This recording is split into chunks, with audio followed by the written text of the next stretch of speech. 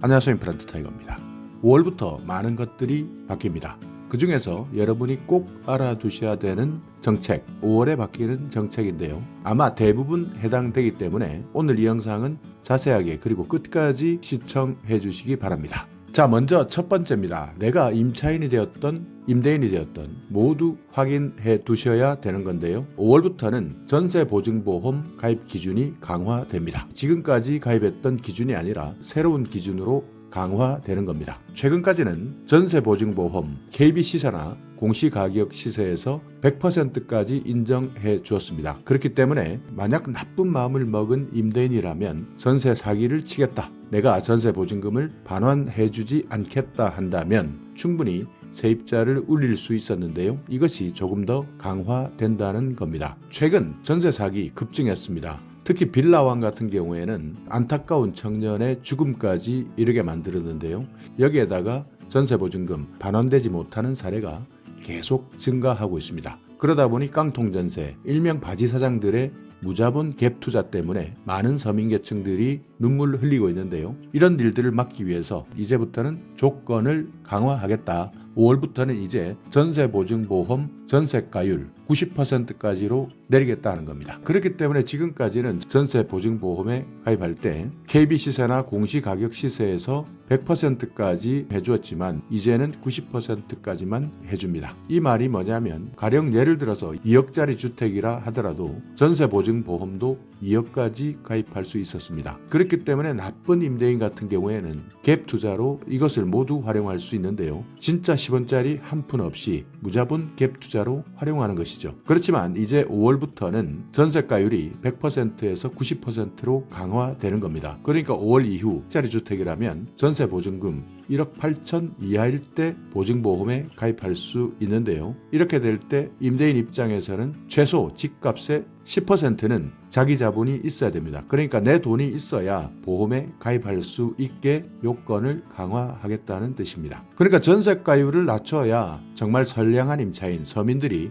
더 많이 보호받을 수 있다. 그리고 바지사장, 그러니까 이름만 빌려주는 사기 임대인이 발생하지 않는다. 이것이 국토교통부에서 생각하는 근본 취지인데요. 여기에다가 주택가격을 산정하는 방법도 바뀝니다. 그러니까 주택가격을 산정할 때 공시가격보다 감정평가액이 크다면 실거래 가격을 우선적으로 판단해서 산정하게 되는데요. 특히 빌라나 다중주택, 단독주택 같은 비아파트, 지난해까지는 공시가격의 150%를 집값으로 보고 여기에 전세가율을 구했는데요. 올해부터는 기준이 140%로 강화됩니다. 그러니까 이렇게 기준이 140%까지 강화되면서 전세가율을 90%까지 적용하게 되면 최종적으로는 공시가격의 126%, 그러니까 140%의 90%를 적용했기 때문에 공시가격의 126%가 보증보험 가입 조건이 되는 겁니다. 그러니까 훨씬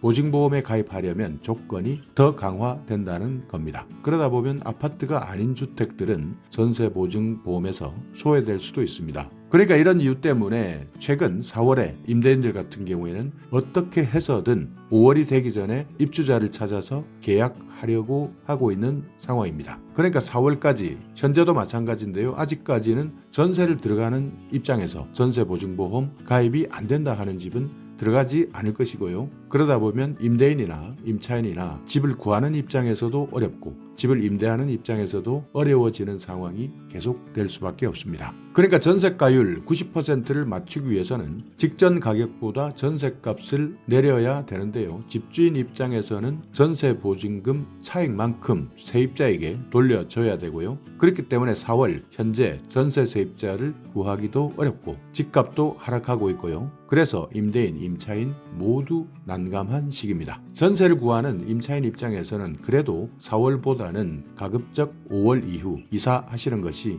전세 사기의 피해자가 되지 않을 수 있기 때문에 이 정책에 대해서는 꼼꼼하게 체크하셔야 되고요. 다만 계약을 갱신하시는 분들이 있습니다. 이분들은 올해까지는 전세가율을 100% 기준을 그대로 유지해 주기로 했는데요. 그렇지만 이후에는 90%를 적용하게 됩니다. 임대인이든 임차인이든 5월부터 전세보증보험 보증보험 가입 기준이 전세가율 100%에서 90%까지 최소한 깡통전세의 상황은 피해갈 수도 있다 하는 정보는 기억해 두셔야 합니다. 자, 또 하나 여러분께서 정보 차원에서 알고 계셔야 되는데요. 지난번 영상에서도 한번 설명을 드렸습니다. 5월부터는 집주인이 이사하는 날 몰래 대출하는 것이 원천적으로 차단됩니다. 그러니까 보통 세입자 입장에서는 잘 모르고 또 이사하는 날 정말 바쁘기 때문에 확인할 수 없는 상황들이 많은데요. 이렇게 세입자가 이사하는 당일에 집주인이 몰래 은행에서 대출을 받는 겁니다. 그러니까 선순위 대출을 받는 건데요. 지금까지는 이렇게 대출을 받아도 세입자가 알지 못해서 나중에 깡통전세의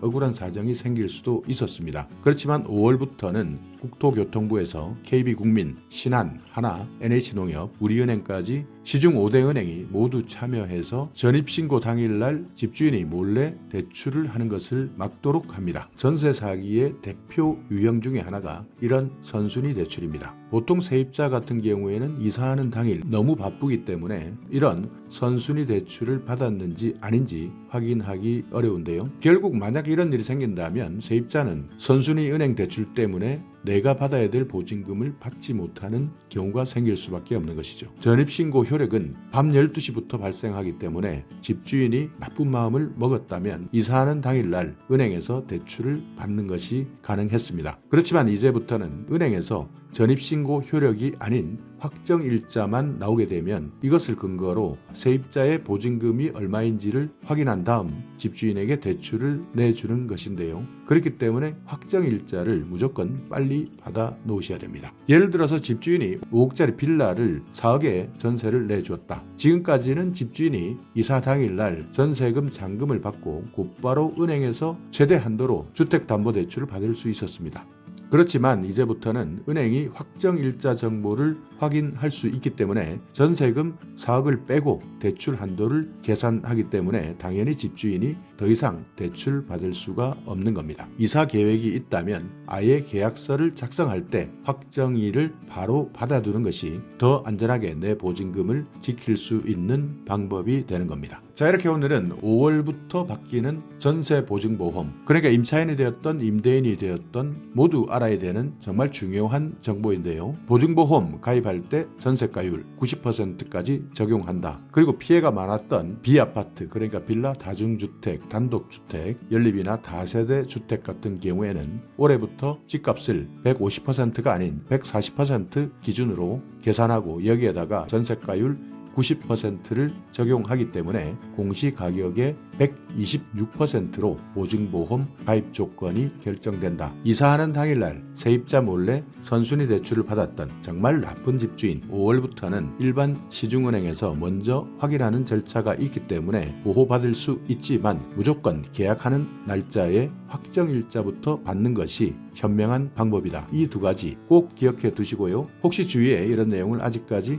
모르는 분들이 있다면 많은 분께 공유해 주시기 바랍니다. 자, 오늘 영상 여러분께 조금이나마 유익한 정보가 있었다면요. 오늘도 구독 그리고 좋아요 부탁드리겠습니다.